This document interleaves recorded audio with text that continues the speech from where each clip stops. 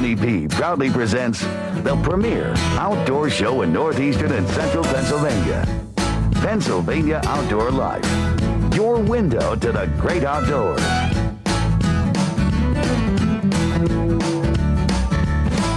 Tonight on Pennsylvania Outdoor Life. We'll give you a step-by-step lesson on how to safely hike this summer, and we'll show you the right way to light the fire. Put on your hiking boots. Pennsylvania Outdoor Life starts right now.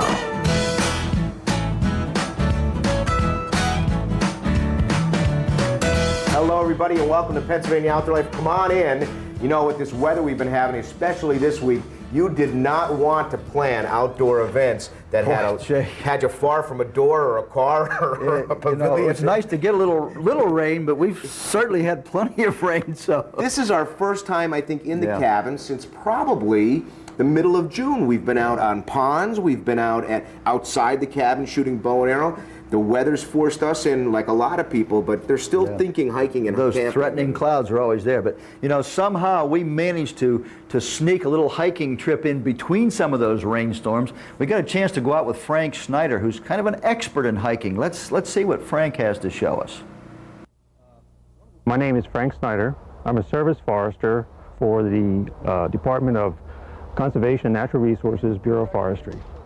Because outdoor education and outdoor recreation is one of the biggest things in Pennsylvania, one of the major activities in Pennsylvania, people are out there and they can have a heck of a lot of fun if they have a little bit of preparation and a little bit of skill before they go out into the wildlands of Pennsylvania.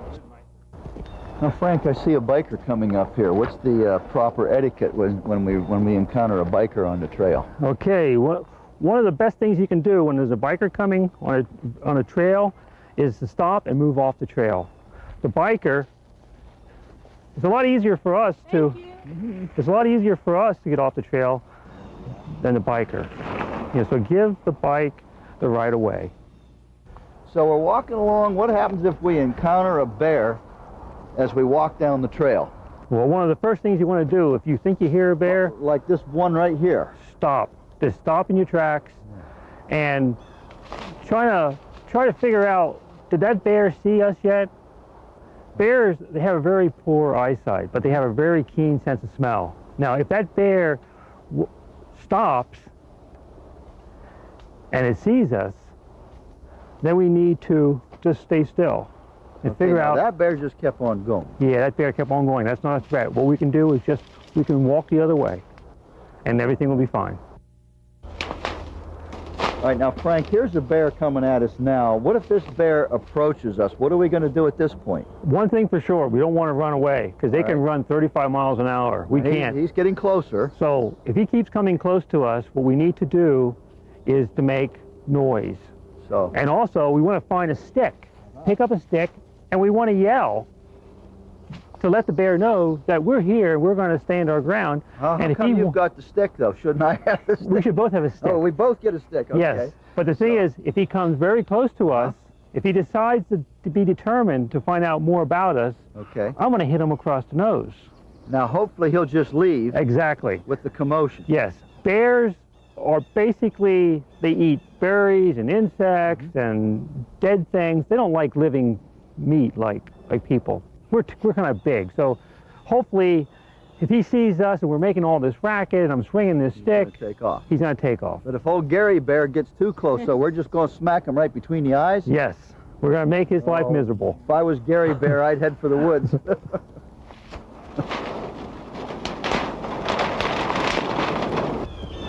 Well, Frank, I see we're coming up on a campsite here on the left. Somebody was camping in this area. Yes, this is a campsite from a very inexperienced camper. How do you know this is an inexperienced camper? Tell me why. Well, take a look at everything's been dragged out of his tent. The food's been going through. His clothing, his pack's been dragged out and ripped apart. What did this camper do wrong? Well, one thing, he's in bear country, and he placed his food inside his tent. And that's the worst thing you can do when you're camping, is put food inside your tent with you, because bears love the same kind of food that we like. All right, now Frank, we've seen what happens if a camper doesn't store his food properly. Now we're looking at the proper way to store food. Tell us about this system, will you? Okay, it's actually, the food is in a bag, and the bag is suspended from a branch. The idea is, first of all, is to have it high enough in the tree so the bear will not be able to smell it. Okay. You know, so hopefully he won't be able to identify where it's at. If he does identify where it's at, it's high enough in the tree that he probably won't take the effort to climb the tree and get it. You know, so it's out of sight, out of hands.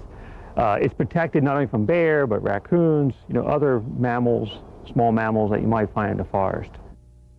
The first thing you need a long piece of rope, attach a stick to it, and then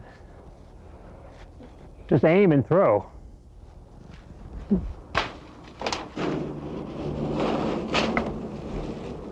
Now, what do you do here, Frank? You're just going to tie your food supply on there? Yes, and just use some kind of knot that you can take off later, untie later.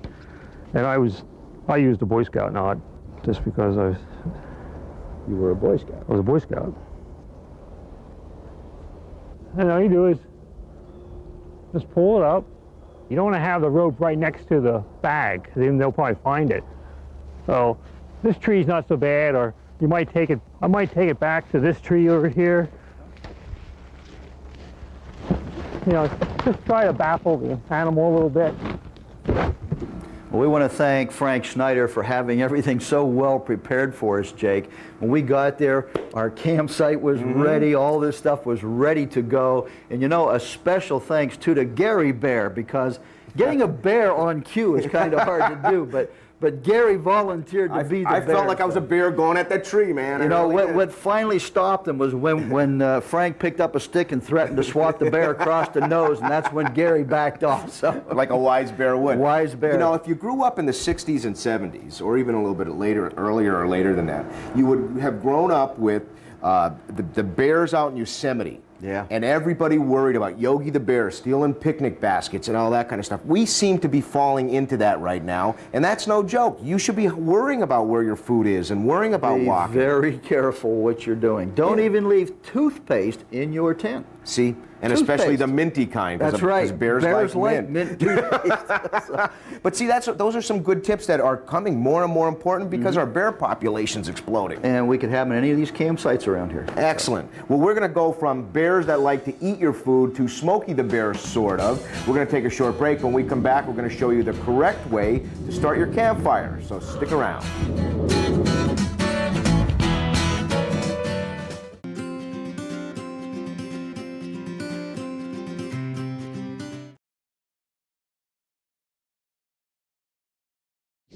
And welcome back to Pennsylvania Outdoor Life. No, that's not Smokey the Bear, but it might as well be, because Smokey the Bear is the topic of our next conversation. 60 years old? Smokey the Bear is 60 years old this year. And, so, yeah. and what has he been preaching? Watch out. Don't start fires if you don't know how to do it. Don't be careless with matches and cigarettes. Yep. There is a proper way to do everything. And if you've been watching the news, there's some fires raging right now. What, in Arizona? Yep. We don't want that here in Pennsylvania. Absolutely, we do not. Well, we're going to take a look at someone who's going to help us build fires the proper way at a campsite. Deborah Ann Brabazon is going to show us how to do it right. My name is Deborah Ann Brabazon. I'm an incident dispatcher coordinator with the Pennsylvania Bureau of Forestry, Weiser Forest District, and I also do fire prevention. And I'm here to talk to you today about how to properly pick your fuel wood and create a campfire in a fire ring at a designated camping spot. You actually said you preferred to be called DA Yes, from that's PA. correct. So, DA, we're going to build a fire, but before we do that, we have to gather firewood. So what are we looking for here? Well, when we go camping at a designated spot, one thing that we're definitely going to want to look for is when you look around your campsite, you're going to find that there's not a lot of wood. A lot of previous campers have already picked those sites clean. So what they do suggest is while you're hiking, start looking for smaller fuels that you can carry back or put in a bag or put in your backpack, or a trail that might not be too far from your campground that you can carry back. Now, in state parks, it's permitted to pick dead wood up and use it. As long as it's dead or downed wood. Dead or down. We don't want to be taking down maybe a dead tree that could pose as a cavity tree or a nesting tree for wildlife. So we're going to look for fuels that are downed. There are 3 fuels that we're going to be concerned with gathering for our fire. One is tinder, which is very small, and it's never anything bigger than your little finger, so you think tinder is tiny. Then we have kindling, which is no smaller than your little finger, but no bigger than your arm. And then we have fuel wood, which is what is going to sustain your fire for a long period of time, and that's bigger than your arm. Over here, we have some things that can be used for tinder. We have some bark, so we can collect some bark for our trees. And one of the best barks to use for fire would be birch, because birch always burns, whether it's wet or it's dry. But you don't want to be peeling it off a live tree. No, you want to take it from something dead or downed. Okay. So as you can see, we have some tinder here, smaller than my little finger. So we're going to break some of this so we have some tinder. And then you can see as it gets bigger, it starts getting into the kindling size. Your kindling is going to be bigger than your little finger, but smaller than your arm. And your kindling, as you can see, smaller than my arm, going to be nice pieces that are going to help to build up your fire and help to sustain the fire, but the fuel wood is what's going to sustain it over a long period of time. And this is fuel wood. This is going to be a little bit bigger than your arm. And you also want to be able to get pieces that are going to break easy. Now you can see with these breaking easy that these are fairly dry. If you had a piece that didn't break easy, if you had something like this, something that you have to rip and to bind and tear, that's going to be green, and that's going to be harder to burn. You don't want to burn green wood, you want to burn dry wood. As you can see right here, we chose this site. It already has a natural opening. There's very little grass. It's down to mineral soil, which means if it does burn, it'll burn small pieces of things that fall into here. Also, the trees are far enough away and we have an open canopy. We're going to build using our tinder. We're going to put this in first. So our tinder, when it goes in, you're going to break it into small pieces. And the reason why we put the tinder on the bottom is whatever you light, you want to light on the bottom, heat and fire rises. Yeah, underneath there. There we go. And then as you start getting lit, we're going to want to start putting some of our bigger fuels on here. I'm going to build them up a little bit here to make a tent.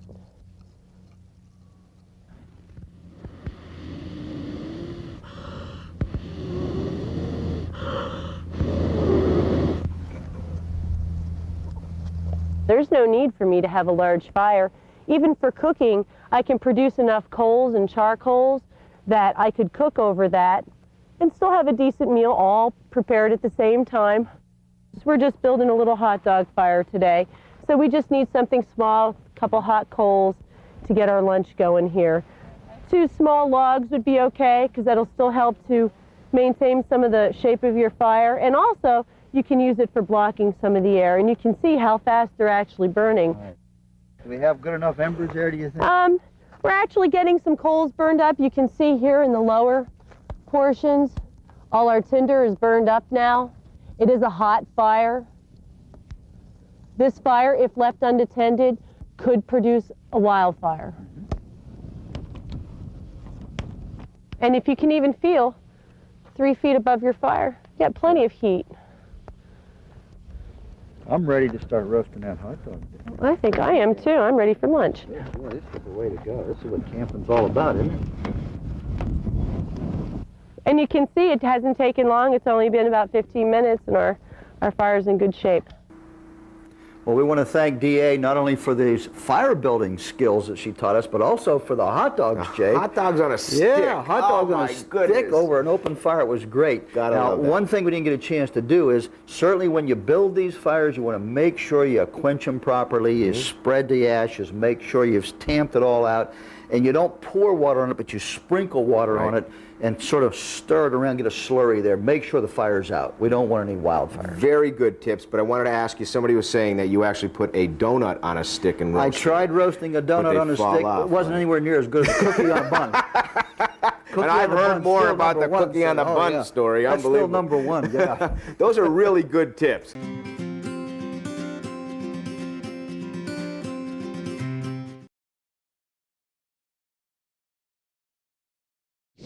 Welcome back to Pennsylvania Outdoor Life. We're going to reach into the mailbox, not for hate mail or not for requests for your cookie sandwich recipes. No. I've given out enough of those over the internet. But these are honest to goodness, great photos sent to us by our viewers. Well, with that in mind, let's take a look at some of the great photos that you people have been sending us.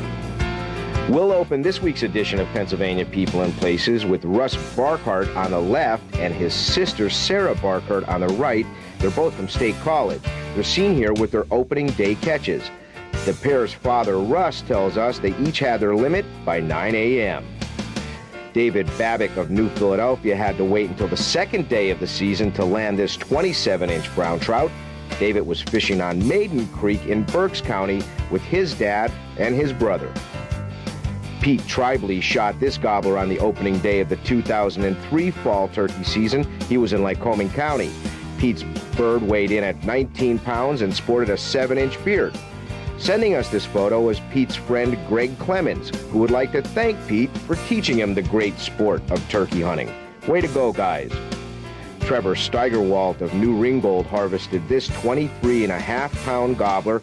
It was this spring in Schuylkill County. By the looks of it, Trevor's son Tyler can't wait until he's old enough to take his first turkey. And that's exactly what it looks like. George Young of Dallas is seen here with his spring gobbler. George worked this bird for 30 minutes on state game lands in Knoxon before he was able to get him in a shooting range. The bird had a 7.5-inch beard and 1-inch spurs. Let's take a look at one more turkey photo. Bill Arnold of Franklin Township harvested this 18-pound gobbler with a 9-inch beard while hunting with his buddy Seth Traver on his property in Wyoming County. Bill has been an active member of the Red Rock chapter of the National Wild Turkey Federation for the last 7 years, and this year marks his 15th year of turkey hunting. Congratulations. Our final photo for this evening comes to us from Joe and Marcy Eckley of Bellefonte, Center County. Joe and Marcy stumbled across this timber rattler while they were hunting for morel mushrooms. The couple spends every weekend in the great outdoors, and we're glad you take a camera along. Great photo, and thanks for sending it to us. With this secretive creature, we'll put a close to this week's edition of Pennsylvania People and Places. Well, thanks everybody for the great turkey photos, some really great fish, and I like the snake photograph too. But we're going to go to a short break right now. We'll be right back.